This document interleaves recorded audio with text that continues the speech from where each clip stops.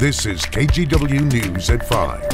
Hello, and first at 5 o'clock, police body cameras in Washington. Camas is putting money toward getting its officers equipped. But in Clark County, voters also shot down a small sales tax for cameras for sheriff's deputies. However, those voters may have had reason to be confused and concerned. Tim Gordon explains. Camas is a growing small city of about 26,000 in eastern Clark County. City leaders here just put $311,000 into a police camera program. They saw it first as a way to abide by new statewide police reform laws that require recording all juvenile and adult felony interrogations. We were thinking that one of the best ways we could attack that is by getting body-worn cameras that are available to all the officers all of the time. But while Camas is pushing forward, Clark County is stuck in neutral. That's because a vote for a 0.1% sales tax failed in this month's election. Clark County councilors say Proposition 10 would have funded body cameras and the administrative costs for 30 years. The problem is Prop 10 didn't say anything about body cameras in its title. Instead, it was billed as a tax to fund juvenile and jail facilities. But this in no way was to raise money for jails. And yes, it was confusing, and it wasn't our doing. Council Vice Chair Gary Medvigi says their hands were tied by legal advice that said the county could only ask for a sales tax in limited ways, and this way didn't work. You know, we had a couple of options before we put this measure on the ballot. County Councilor Julie Olson did not support putting Prop 10 on the ballot because of the confusion factor. She supported an alternative ballot plan, but the entire council supports body cams, so the delay is disappointing. If we don't get another measure on the ballot until November of 2022, we're a full year behind when we could have gotten it started, made the purchase, and start beginning the program. So it does set us back. I am 100% behind finding the money to support this program. It has to happen. Medvigi says they will look to next year, and he will continue to spearhead efforts to find the money to get Clark County Sheriff's deputies equipped with cameras. In the meantime, Camas is getting started.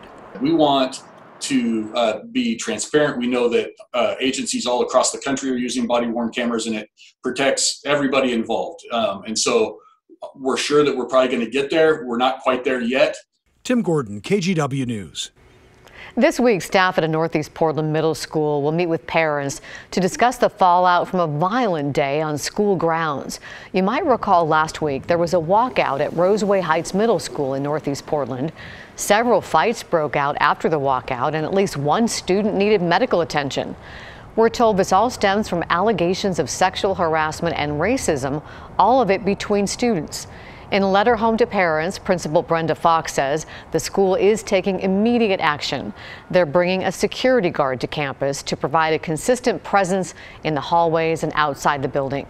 Additionally, school administrators are working with district leaders to come up with a plan to address the long-term mental health and well-being of students. Parents we spoke with last week called for change.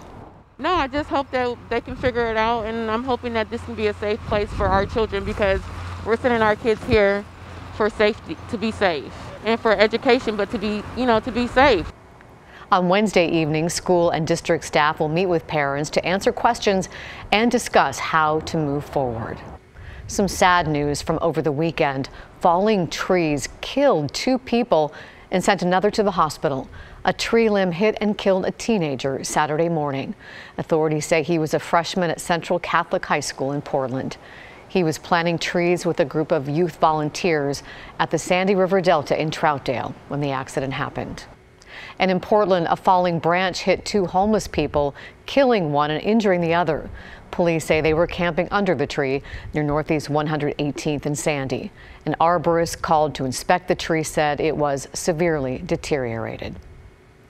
What police first thought was a hit and run has now turned into a homicide investigation. Police say they found the victim dead in the middle of Southeast 148th Avenue in the Centennial neighborhood just before 5:30 last night.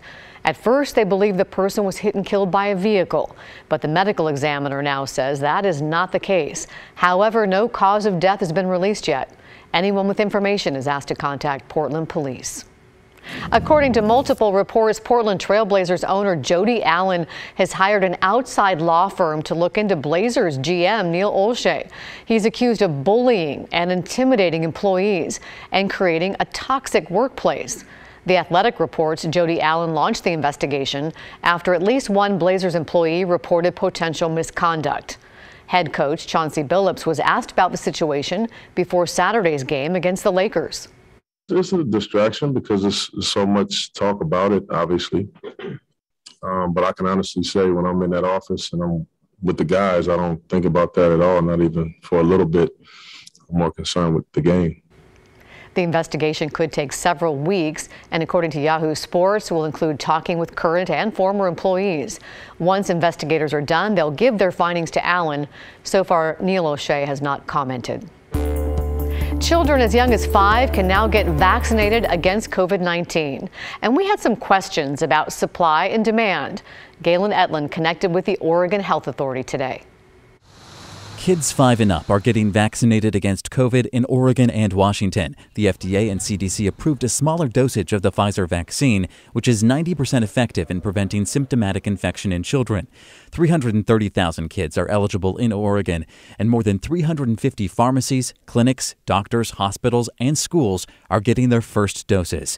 Oregon Health Authority confirmed to KGW Monday there's significantly more vaccine available for the 5 to 11 population than there was for the adult population during vaccine rollout last December. Supply may be limited over the next week, but should catch up in a few weeks. Families can contact primary care providers, local pharmacies, or health clinics for appointments, or use online vaccine finder tools for Oregon and Washington. OHA's works like this. Click View Vaccine Locator Map, then filter the results by selecting Pfizer, age 5 to 11, and hit Apply. You can also put in your zip code to find the closest location. Those tools are linked on KGW.com. The Oregon Department of Transportation wants to make the streets across the Portland metro area safer for pedestrians. And that's why it plans to add more rapid flashing beacons. You've seen them around. They help to alert drivers that people are crossing the street. KGW's Bryant Clerkley spoke with ODOT about the expansion of these beacons. And Bryant, where are they hoping to install these? Hey, Laurel. Well, in the next year alone, around 10 of the traffic beacons will be put on Southeast Powell Boulevard. Just over a week ago, a man was hit and killed by an SUV on Southeast Powell and 29th. These beacons give bikers and walkers an additional level of control when they're crossing the streets. Powell is an area where we've had some problems with pedestrian issues, safety in the past, and we're trying to make sure that this is safer. That's why more of these pedestrian-activated traffic beacons will be added to this street. ODOT started putting the beacons in about a decade ago in areas with high rates of pedestrian injuries and neighborhoods with economically disadvantaged people. In the last 2 years, there's been 18 put in, including parts of Southeast Powell, along with Southwest Barber Boulevard and Tualatin Valley Highway. On Powell Boulevard a couple of years ago, just south of Hamilton Street, is that there were a couple of fatals on bicycles just within a couple of months of each other. But those have been, we haven't seen any fatals in this section of road in a while. Chris Craig walks down Powell Boulevard every day. He says these beacons are life-saving. I'll tell you what, when I was 15, I actually got hit by a car up on 50th and Powell. It was a crosswalk without a light. Chris eventually recovered after getting hit, but he's extra cautious these days. He says he's glad ODOT is taking more initiative to make the area safer. Now I'm always looking both ways, careful when I'm crossing the street, man. But I'm really glad to have these, to have more up and down Powell. The beacons do seem really effective, Brian. Are there any other specific areas where ODOT wants to put them in? Yes, 82nd Avenue going from the Portland city limits south. And then ODOT says the area has grown a lot and needs some safety improvements. Roads like 82nd Avenue and Southeast Powell are state-owned and they're referred to as orphan highways. So there's been a push to get them under local control. Back to you guys. Thank you, Brian.